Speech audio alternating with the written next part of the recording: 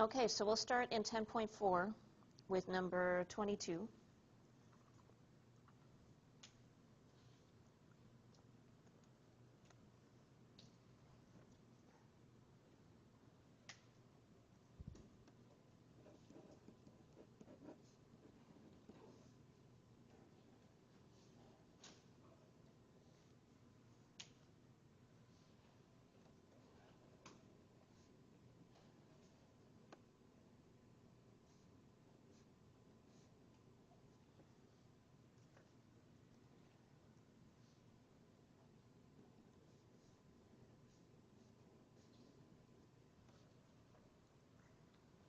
Okay, so I want you to find the area.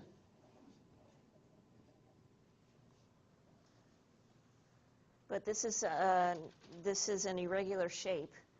So for this type of problem, what you can do is slice it down this way so that you have a rectangle, and then notice that you also have a right triangle. And so based on the dimensions, because you have a rectangle here, if this is 6, then from here to here is 6. And if this whole thing is 9, then that means that this must be 3. Okay, and then if you cut it this way, notice that if this whole side is 10, if this is 3, then this is also 3. Then that means that this piece here must be 7, and so therefore this piece here is 7. And that's all you need for your area. And so you can take the area of the rectangle and add it to the area of the triangle.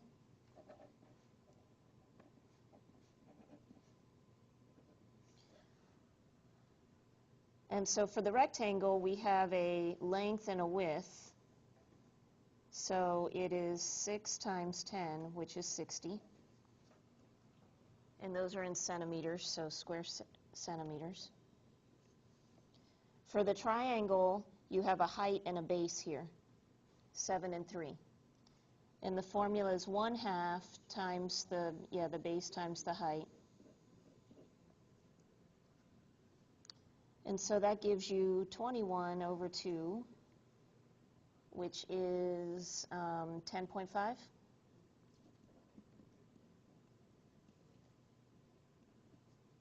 So then when you add them together, you get 70.5 square centimeters.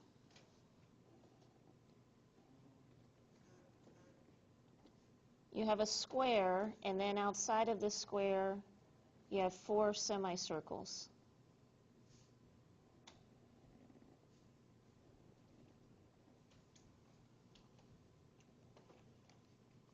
It tells you that it's a square, so that you know that all these sides are equal, and one side measures 10 centimeters.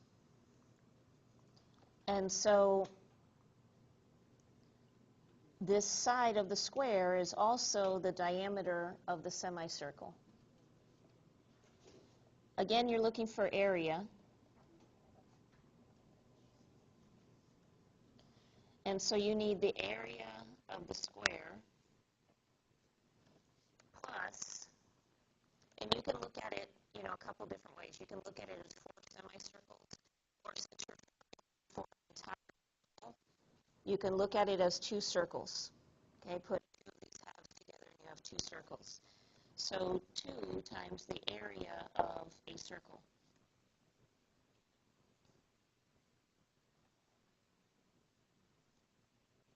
Okay, so altogether you're going to have 2 circles. So everybody with me on that so far?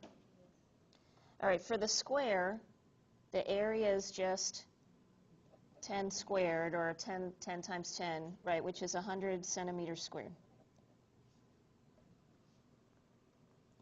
For the circle, your area formula is pi r squared. And you're going to have 2 of them. So you know you got 2 times that. Okay, this is the diameter.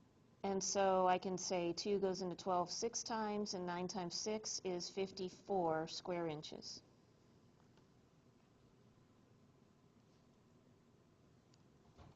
For the circle, again, we have a formula of pi r squared, but we're taking half of it. And what information do we have on the circle right now? Diameter is 12. Yes, so the radius is 6 because it's half of that. Okay, so plugging that in, we have 1/2 times pi times 6 squared. We have to do the square first, so 6 squared is 36, and half of that, 18. So you have 18 pi. Okay, again, these aren't like terms, so you just have 54 plus 18 pi square inches. But now, multiplying that out,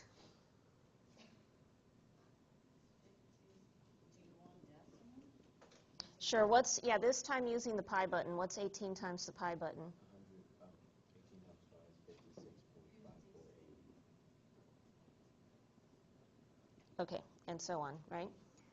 And so then adding this together, we get 110.548. And it wants us to round to the nearest tenth.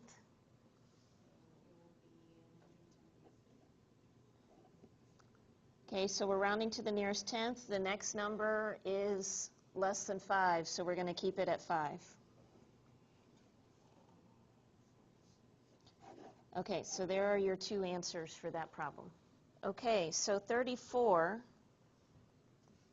Okay, it tells you that this is a square and that this side is 6 inches. You're looking for the area of the shaded region.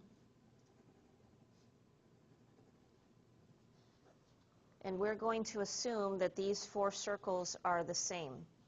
So if we look at this problem as, just from a big picture standpoint, what process do we need to do to solve this?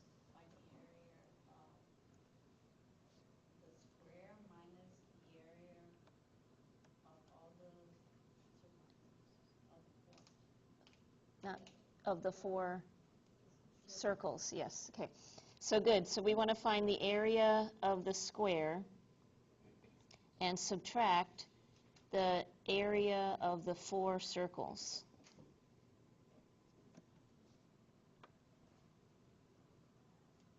So notice I just did 4 times area of a circle because they're all the same. So the square has a side of 6 inches, so that means that the area is 6 squared, or 36 square inches. Good. All right, so based on the square having a side of 6 inches, what does that tell us about the circles on the inside? Not circumference. Diameter is 3. Right, because this has to measure 6 all the way across also. So this is 3 and that's 3. Okay, so if diameter is equal to 3, for area, we need pi r squared. We need the r. So the radius is 1.5.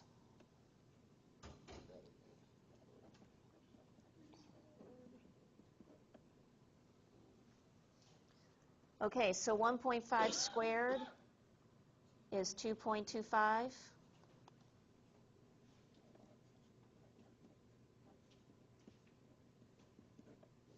And then 4 times 2.25, do we get 9? Okay, so 9 pi square inches is the area of all 4 circles. Everybody okay with that so far? We are subtracting this, and these are not like terms, so we get 36 minus 9 pi square inches. Okay, 10.5 talks about volume. It also talks about surface area. It doesn't put that in the title. But on your handout, you have all of the information and the diagrams. What you're missing are the actual formulas that come up on the screen. And so when we're talking about volume, we're talking about the space inside of a three-dimensional object. So area is a two-dimensional object. It's flat. Volume is now three-dimensional. So if we take a look at a box-like shape. Now, the one thing I want to point out in the PowerPoint is that it gives you this new variable called a capital B, and the B stands for the area of the base. See, nowadays when you go to a store and you ask for a box for a gift or something, they've gotten pretty fancy. The boxes aren't always rectangular. They could be triangular boxes, they could be hexagonal boxes, okay, whatever it is that you ask for. And so the volume is dependent on what shape the base is.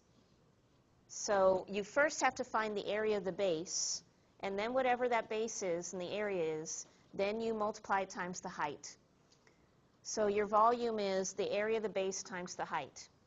In this case, since our base is a rectangle, then that means that capital B is just length times width. So when it's just a rectangle, it's length times width times height. Okay, so this is when the base is a rectangle. And that's going to be the most common one that you're going to need there, the length times the width times the height.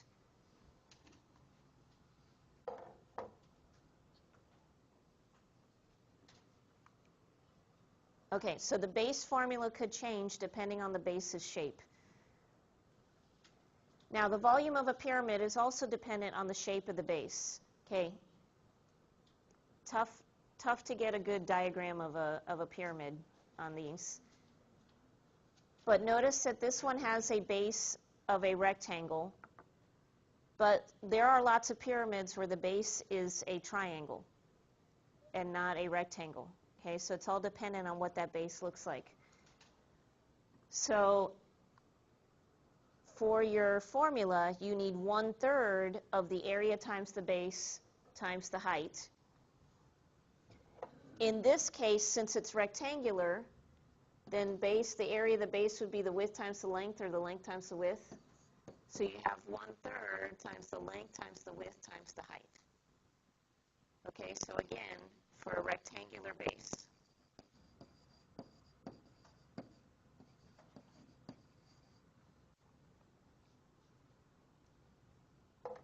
And that's going to be the most common formula that you're going to need, is 1/3 times the length times the width times the height.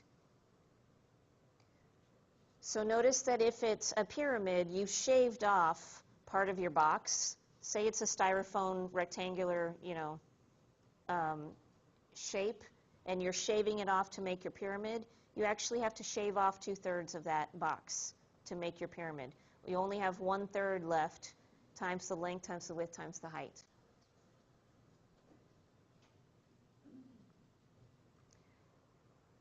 So if your pyramid has a triangular base, you'd actually be doing 1/3 times, what's the area of a triangle? Oh, you already forgot that formula, huh? 1/2 times base times height. 1/3 times 1/2 times base times height times the height of the pyramid. It gets a little bit more complicated when that base changes.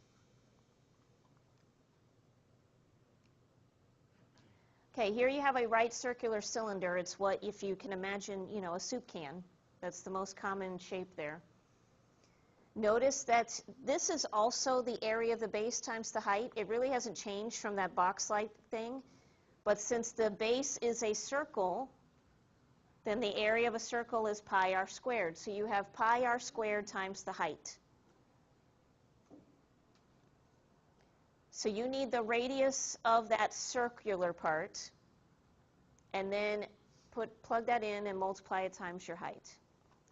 The height is the perpendicular distance from one circular side to the other circular side. So make sure you're paying attention to how sometimes the cylinder, it's on its side. So the height goes from left to right instead of up and down. So you got to really pay attention to what you're looking at. All right, let's go ahead and do an example. And so you can use the picture that's on your handout if you wish and label it. So this one, notice that they gave us 20 yards going across the base and 9 yards going from one circular base to the other. The formula for a cylinder is what? Good, pi r squared times the height. And so we need to identify our radius and our height. Good, the radius is 10 because they gave you the entire diameter, so you need to figure out half of that. So your radius is 10. Your height was given as 9.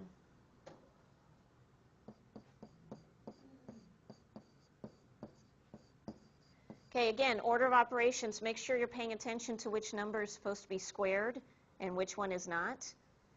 So the radius is 10, so square the radius, and that gives us 100. If you need to leave your answer in terms of pi, then you would get 900 pi. Good. Now, since this is volume, we then need to have our answer in yards cubed is correct. Because notice that your yards get squared in the radius, and then you multiply by a height of yards again. So you have yards times yards times yards, or cubic yards. Okay, so then that's your answer in terms of pi, and then let's take a look at it as multiplied out.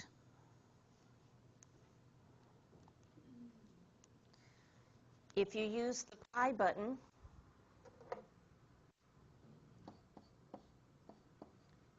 then we get 2827.433 and so on. If you use 3.14,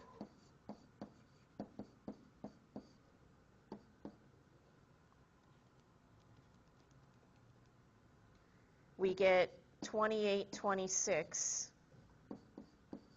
cubic yards. It terminates at 2826. So would you get the same answer if you rounded to the nearest whole number?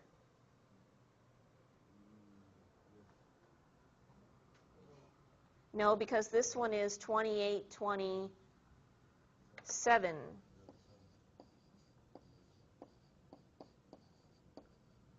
Okay, this one's 2827.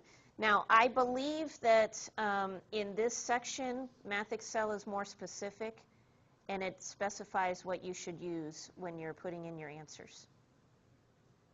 Now, in the book, it says first put it in terms of pi and then round to the nearest whole number. And I believe they want you to use the pi button in the book. Okay, so again, depending on what you're using, you could have gotten 2827 or 2826 cubic yards. Any questions? Okay, volume of a cone. Notice that you're taking the cylinder and it's coming to a point because it's got a circular base there. And so your formula is just 1/3 pi r squared times the height.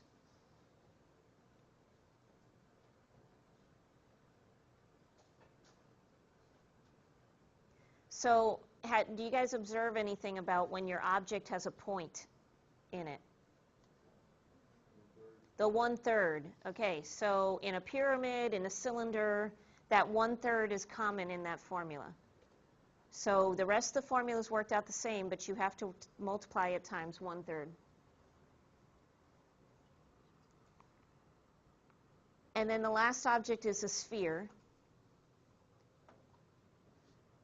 And so for this one, all you need is the radius, and it's 4/3 pi r cubed. Okay, so surface area. There are 3 different surface area formulas that we're going to go over, but these are actually, the first couple formulas, you don't really need to memorize them, because if you understand the concept of surface area, then you're going to see that it just comes from all the area formulas that you already know. And in the homework, you're going to get some problems where it asks you for the surface area of a shape that you don't have a formula for. And so you need to understand what is surface area. So surface area just means that you're looking for the area of every outer side of the shape that you're given. So if you're looking at a cube, Well, if you look at one side of the cube, since all the sides are the same on a cube, well, the area of one side is just s times s, or s squared. And on a cube, there are 6 sides. So that's where this formula comes from. It's 6s squared, because you just have to find the area of one side, and then they're all the same, and there's 6 of them. So multiply it by 6. And so I believe on your handout you have all the information except for the formula, right? So that's what you're filling in on the handout? Okay, so yeah, so you just have to write that next to the shape there.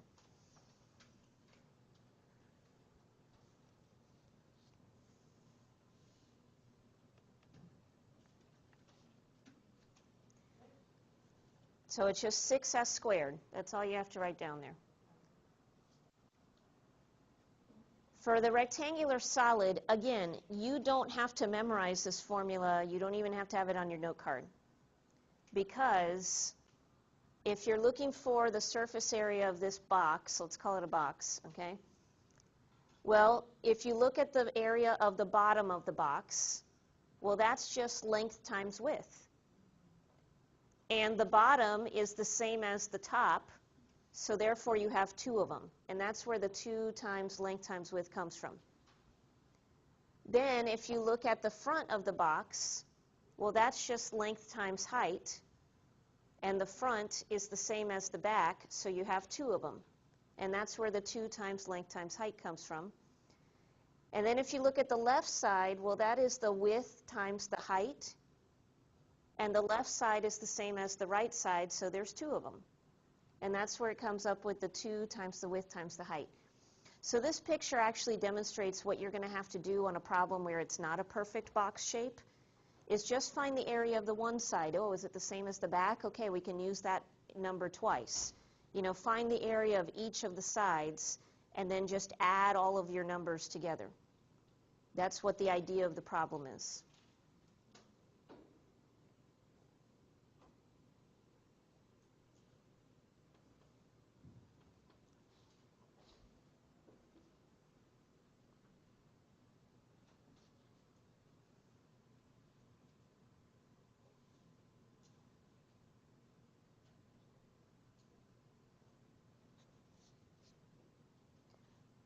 Okay, the last one is the one that's not as easy to visualize, but I'll try to help you to do that. The right circular cylinder. Well, the easy part is to look at the top of the, if you imagine this is a soup can. So look at the top of the soup can, and it's just a circle. Well, area of the circle is pi r squared, and the top is the same as the bottom, so there's 2 of them, 2 pi r squared. So that's the first part of that formula. Now, for the side of the can, imagine that it has a label, and that you take that label off and you flatten it out. So that's what this yellow rectangle would look like. It's what the label would look like if you rolled it out and flattened it. So notice what shape is the label. It's a rectangle, which is just length times width, or in this case, length times height. So the height of the can is one of your dimensions. The length of that rectangle is the same as the circumference, because it's the same as the distance all the way around that can. Okay, so the distance around that circle is the length of that rectangle. So remember that circumference is 2 pi r, so that's where that comes from. 2 pi r times the height. Now again, not as easy to visualize as the box, because those formulas are a lot easier. But if you needed to find the surface area of a right circular cylinder, then those are the numbers you'd be looking for. Okay, so 10.5.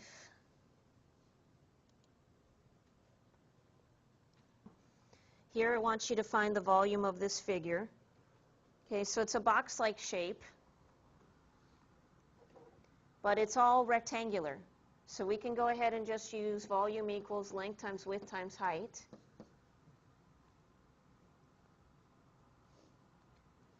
So you have 6 feet by 6 feet times 7 feet.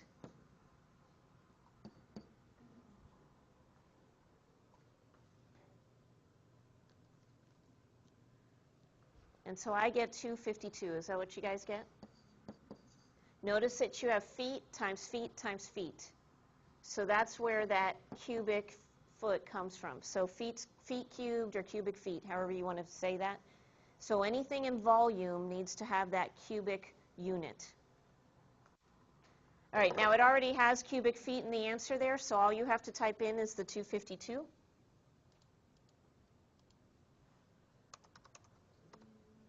Fantastic. Okay, so what shape are we looking at here? Pyramid, right, because notice that the base is not circular. So we have a pyramid. And the base, is it rectangular? Is it triangular? Is it what? It's rectangular, okay? So you have a rectangle at the bottom there.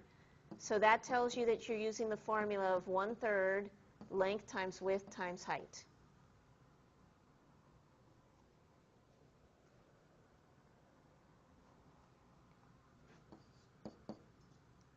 Okay, so they're saying the height is 16 meters. So from here, the perpendicular distance to that point to the base is 16 meters. So you have 1/3 times 3 times 9 times 16. Notice that I don't even have to put the 1/3 in my calculator because, look, 3 cancels with the 3. It's less to type in, if you guys notice that. And so you have 9 times 16. 144 is what I got to. Yep.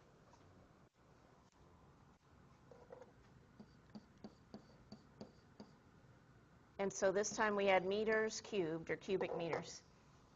Now the 3 won't always cancel with something, and that's when your answer is going to have a decimal value. And so then you'll have to round to the nearest whole number or whatever it is that they ask you to do. All right, so typing in here, we get 144, right? Well done.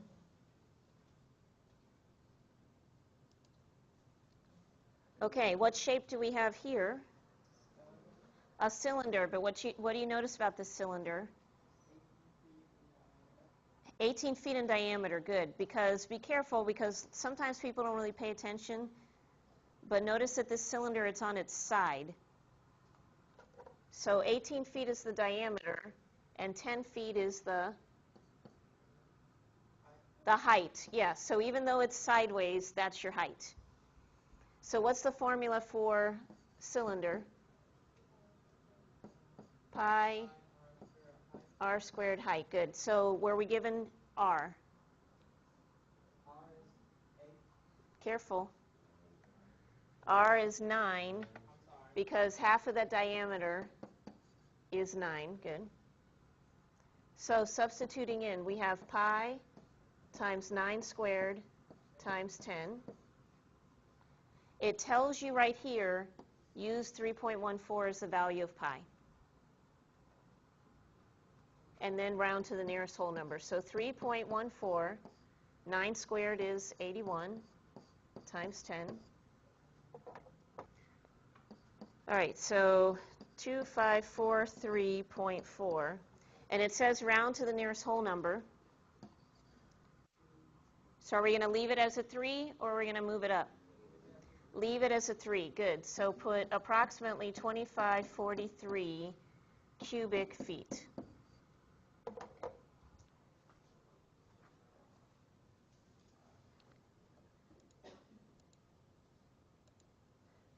Okay, so 2543. Good job.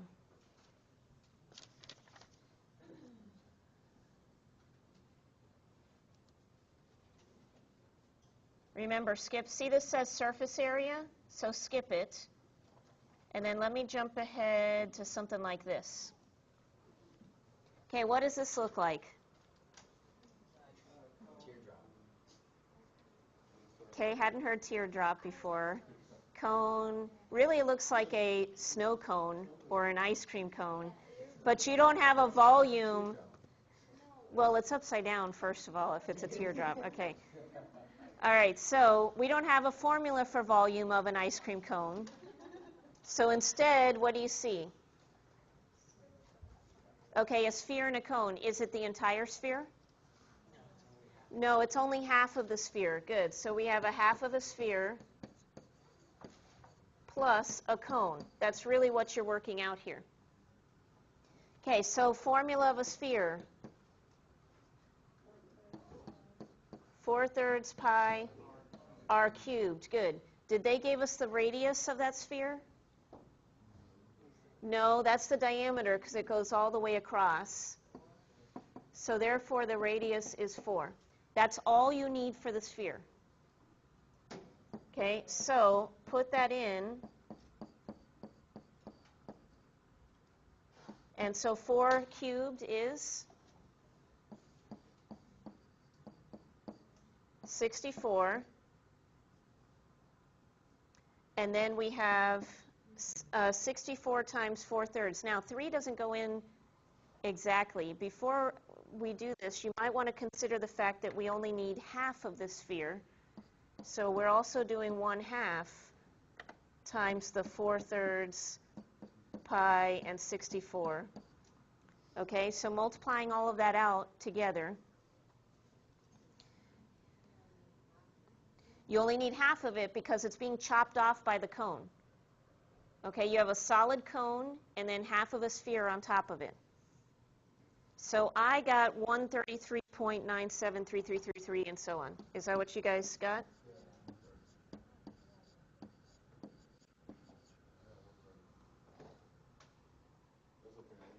Okay. So then you find the volume of the cone, which is 1/3 pi r squared h. And you have 1/3 pi times the radius, which is still 4. It's the same as the sphere, times your height as 12. Using 3.14, you have 3.14 times 4 squared, which is 16, times 12, and then divide it by 3 for that 1/3. And I got 200.96. Is that what you guys got? And now you're going to add these together. So add the 133.973 if you wish, okay?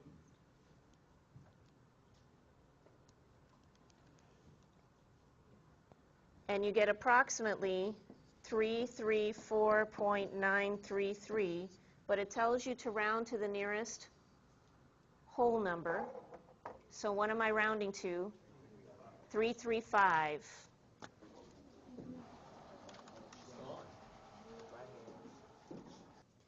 Okay, so we have the surface area of this box. So let me do it without the formula so that you guys can visualize what you have to do when you don't, have a shape that uses a formula.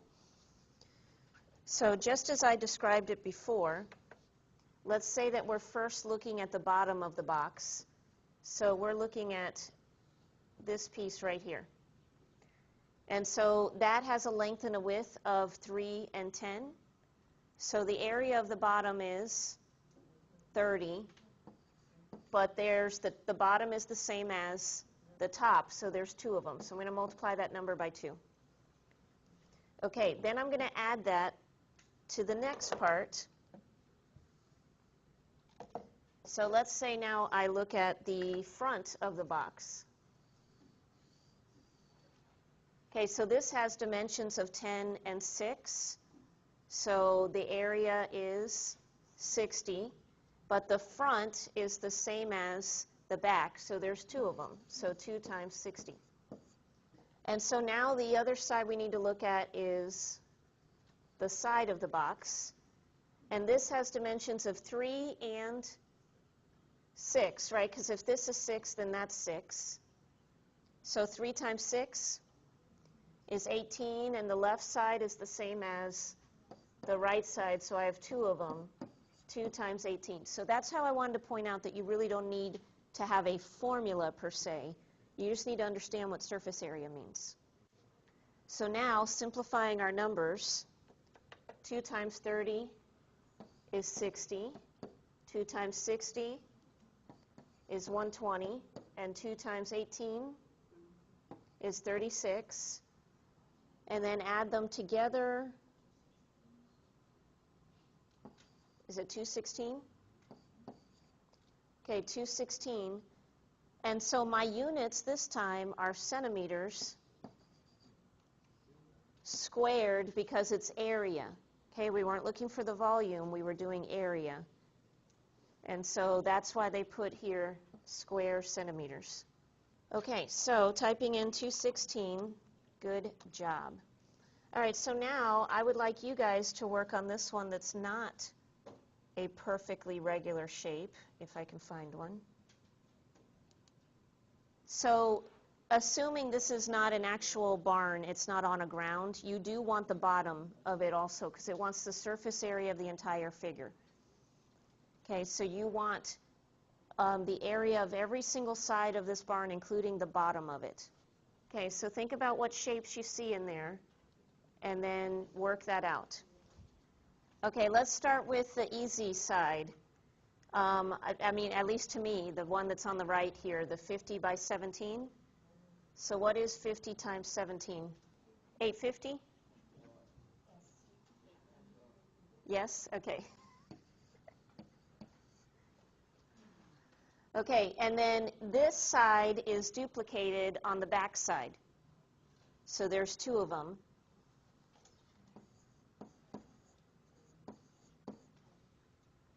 And then the right side of the roof, notice that if this is 50, then this is also 50. So you have another 50 times 17. And then this side of the roof is duplicated on the other side of the roof. So instead of writing that again, I'm just going to change this to 4.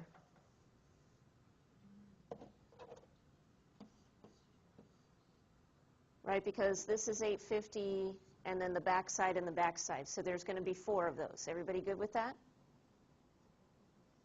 Okay, the top, this is also 50. So the top of the roof is 50 times 8, which is 400. And there's only one of those. There's no other piece that looks just like that. Okay, the bottom, the very bottom of this is 38 times 50. So what is 38 times 50? 1900? Okay, so I got to add a 1900 to this. And then we have the front, which is a weird shape. So if I cut it here,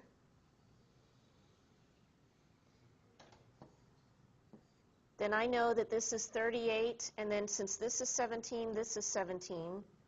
So it's 38 times 17, okay, 646. And notice that the front is the same as the back. There's two pieces that look like that.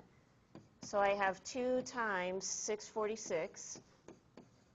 And then the last shape that I have is the front of that roof. What shape is that? Close, but not a parallelogram. Trapezoid. Okay, it's a trapezoid, and we have a formula for a trapezoid, the area of a trapezoid.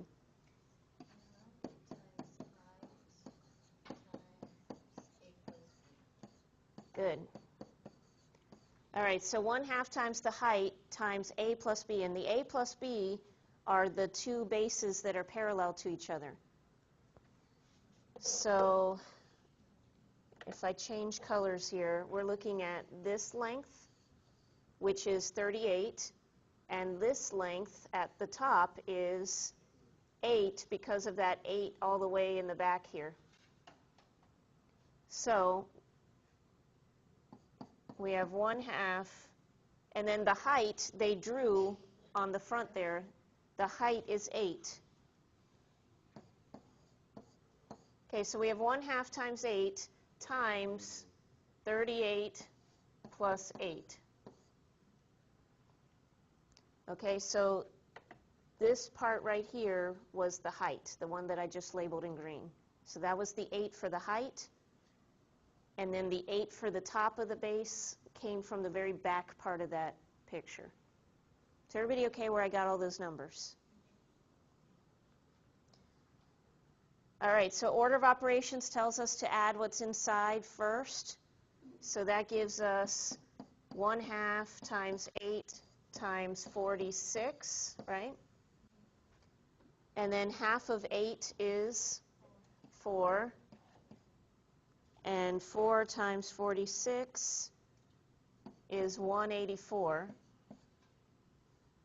And so that is the area of that trapezoid in the front. But notice that we're going to have that same shape on the back side of this picture. So we have two of those.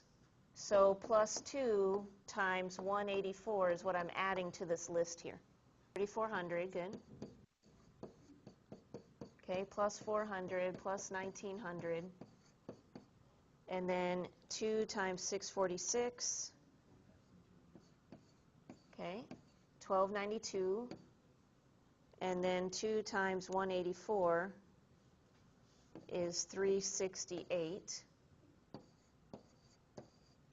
I got 7,360. Everybody get what I got? Okay, and then, you know, if your calculator can handle parentheses, you can put that all in at once. You didn't have to do it in steps. It's up to you. And so the surface area of this figure is 7,360. Okay, 7,360, right? Excellent. Okay, let's just take a look at one of these application problems that talks about ratio, because sometimes those are a little hard to visualize. Now, this is not surface area, this is volume. But it says find the ratio reduced to lowest terms of the volume of a sphere with a radius of 2 inches to the volume of a sphere with a radius of 4 inches. Okay, so if you're looking at keywords here, it wants you to find the ratio of the first item to the second item. So what that means is it wants you to make a fraction. That's another word for ratio. Okay, make a fraction, and whatever they list first is your numerator to the denominator. Okay, so that's why I point out those keywords. The 2 splits up your numerator and denominator. So notice we're looking for volume of a sphere. And what's the formula for volume of a sphere?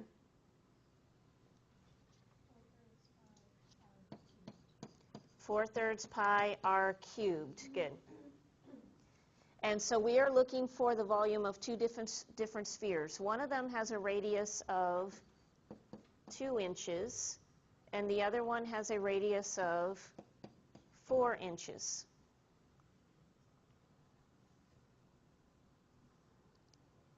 You might make some assumptions based, what you think the fraction might come out to based on these numbers. Notice that the second sphere, the radius is doubled. Okay, well, we'll see if, what comes out here.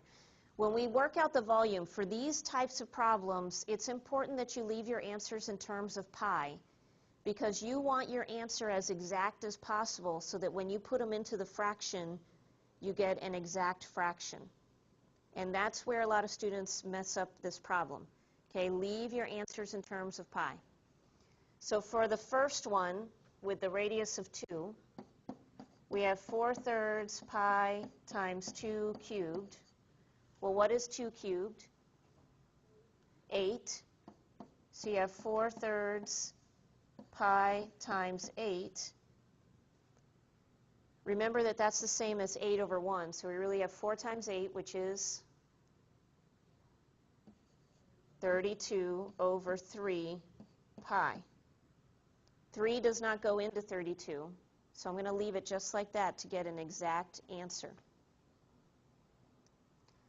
All right, to find the second one, we have 4/3 pi times 4 cubed, because the radius of the second one is 4. 4 cubed is 64. And 3 does not go into 4, and it doesn't go into 64, so just multiply 4 times 64. 256.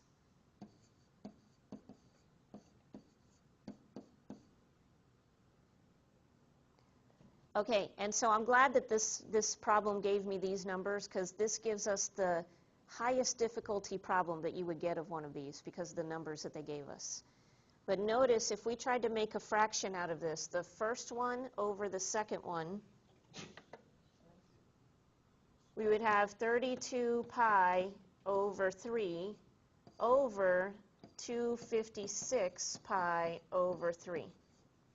That's really ugly and nasty, and we can't put that into lowest terms just as it is. Okay, so instead, we have to think of this as a complex fraction. This takes you back to algebra. And this is when you have a fraction inside of a fraction. We don't like those. We don't want to keep those. Okay, and instead, look at the bigger fraction bar as a division symbol. So I'm going to rewrite this as a division problem. And I'm going to do the numerator divided by the denominator. So I have 32 pi over 3 divided by 256 pi over 3. Now, when we have fractions, we can't really divide. Instead, we're going to multiply by the reciprocal. Good, you're remembering your facts here. So that means we really have 32 pi over 3 times, okay, change that to multiplication and flip the second one over. 3 over 256 pi. Okay, everybody with me so far? Now we can cancel stuff because we're just multiplying here. And so notice that the 3's cancel. What else just totally cancels? The pi. So, okay, so notice those cancel. So that was the nice thing about leaving this in terms of pi, is that the pi's will cancel out in this problem. And so now, does 32 go into 256 evenly?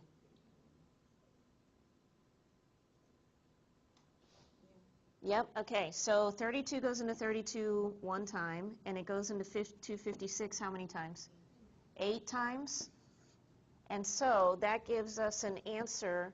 Remember, when you cancel everything up top, you still have a 1 of 1 over 8, and that is your fraction in lowest terms, 1 over 8. And this is what this means. The volume of the two spheres, it has a ratio of 1 to 8. In other words, that second sphere is 8 times bigger than the first one. Okay, or if you want to look at it, the first sphere is 1/8 of the size of the second one. Okay, so any questions on a problem like this? It gave us nice, ugly numbers so that we could get that. Because sometimes the numbers they give you are divisible by 3, and so it doesn't leave you with a fraction inside of a fraction. But if they're not divisible by 3, this is what you're going to have to do. All right, so typing in our answer of 1/8.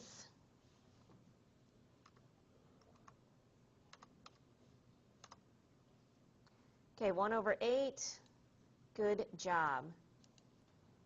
Okay, so let's go ahead and work on this one.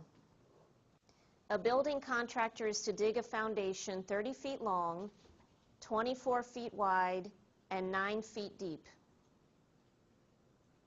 The contractor pays $10 per load for trucks to remove the dirt, and each truck holds 8 cubic yards. What is the cost to the contractor to have all the dirt hauled away? Okay, there's going to be a lot of steps to this problem. What might be nice is if you can draw a sketch of it. I know sometimes it's not easy to draw a 3-dimensional sketch, but you're digging a foundation that's 30 feet long, 24 feet wide, and 9 feet deep. So that means if that's the depth of the foundation, okay, draw a little rectangle, and then just draw these diagonal lines this way. So there's a rough sketch of your foundation. All right, so it's 9 feet deep, and then it's 30 feet long, and it's 24 feet wide. All right, so you're digging out this dirt from this area, okay? You're trying to remove the dirt from here. So that means, what are we actually looking for of this shape? The volume is correct. because you're looking for what's inside, okay? It's not surface area. You're not just, wiping off an object of dirt. Okay, you're digging it out, so you're looking for the volume. So you know you're going to have to find the volume of this shape. And what is the formula for the volume of this type of shape?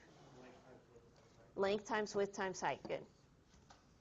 All right, once you find the volume of that shape, each truck is going to haul away the dirt, and it can only hold 8 cubic yards. Now, I point this out before we actually find volume because the truck is in cubic yards, but the foundation is measured in what? Feet. Okay, now, it's going to be up to you. You can find the volume in cubic feet and then convert those cubic feet to cubic yards. But it might be easier to just convert the feet in the first place to yards so that when you find the volume, it's already in cubic yards. Right? Feet to yards is a little easier conversion than cubic feet to cubic yards. All right, so what do we know about feet and yards?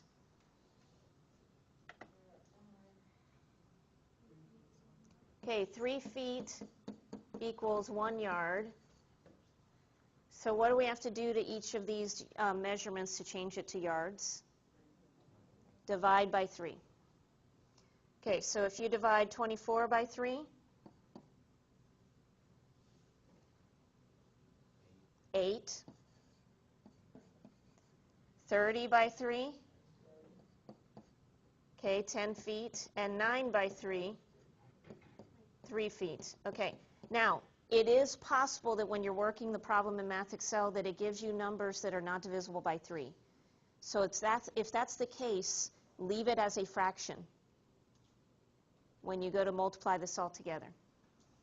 All right, so we need to find the volume, and so that means we have 8 times 10 times 3. Oh, and I just realized that I wrote feet here.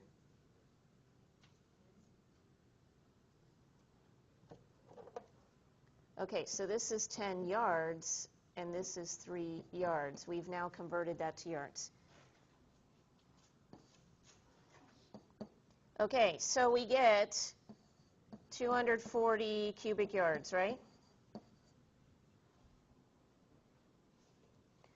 Okay, so here's our volume. Now, we know that the contractor pays $10 per load, and that each truck holds 8 cubic yards. So before we figure out the cost, we have to figure out how many trucks it's going to take to haul this away. Yeah, and if you have trouble figuring out whether you're supposed to divide or multiply, you can still use dimensional analysis for this stuff. So I want to bring that back, remind you of dimensional analysis. So we know that 1 truck equals 8 cubic yards. And we're starting out with 240 cubic yards. But this is what I'm saying. If you don't remember that you're supposed to divide, then just set it up like dimensional analysis. Well, if we have cubic yards here, then that means diagonally down we have to have cubic yards here, which means trucks goes up here. So we have 1 over 8, and that will tell you to divide. A lot of students have trouble. They multiply when they're supposed to divide, okay? And it's just because you're getting stressed out when you're taking the test.